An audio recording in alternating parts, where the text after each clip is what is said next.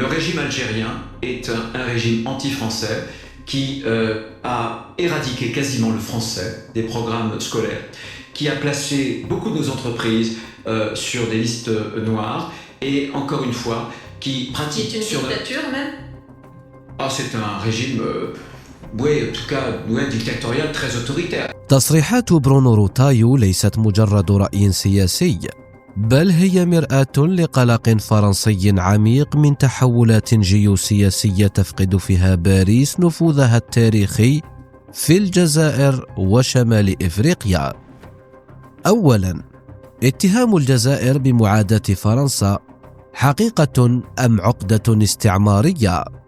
حين يقول روتايو إن الجزائر نظام معاد لفرنسا، فهو يكشف عن ذهنية استعمارية لم تدفن بعد، ذهنية تعتبر أن أي دولة ترفض الوصاية الفرنسية أو تعمل لاستعادة سيادتها هي دولة معادية. الحقيقة أن الجزائر لا تعادي فرنسا، بل تعادي التدخل، التعالي والابتزاز السياسي، والفرق كبير. الجزائر اليوم تتعامل بندية لا بمنطق التلميذ والتاجر والشرطي الذي صنعته فرنسا خلال القرن الماضي.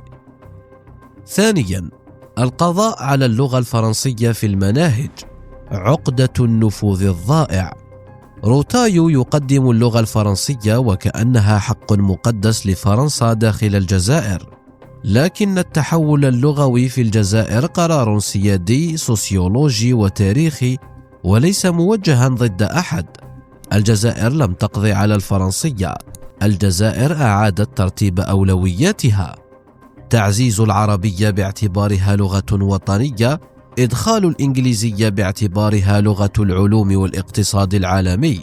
فرنسا تخاف من شيء واحد فقط: أن تفقد آخر أدوات نفوذها في إفريقيا، وهي اللغة. ثالثاً، الشركات الفرنسية في القوائم السوداء، لأن زمن الامتيازات انتهى. حين يشتكي روتايو من إدراج شركات فرنسية في القوائم السوداء، فهو لا يذكر السبب.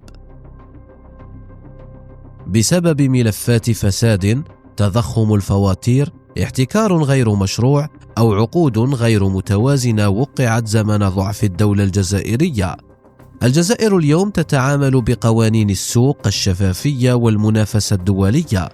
من يحترم قواعد اللعبة يرحب به، ومن يريد امتيازات استعمار اقتصادي فالباب مفتوح ليخرج.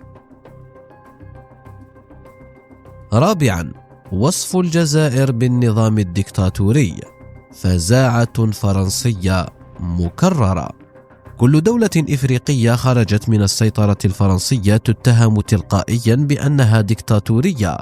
مالي ديكتاتورية، نيجر ديكتاتورية، بوركينا فاسو ديكتاتورية، والجزائر أيضا.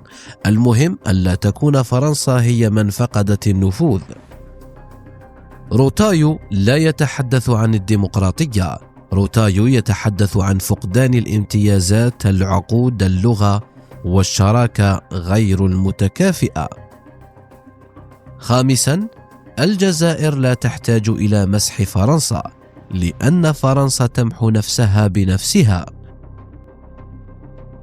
الجزائر لم تعد تفكر في فرنسا أصلاً، بينما فرنسا السياسية ما زالت عاجزة عن استيعاب أن الجزائر أصبحت قوة إقليمية مؤثرة في الساحل والمتوسط، شريكاً للطاقة لا يمكن تجاوزه في أوروبا، لاعباً سياسياً حاضراً في ملفات إفريقيا والشرق الأوسط، دولة جيشها بين الأقوى في القارة.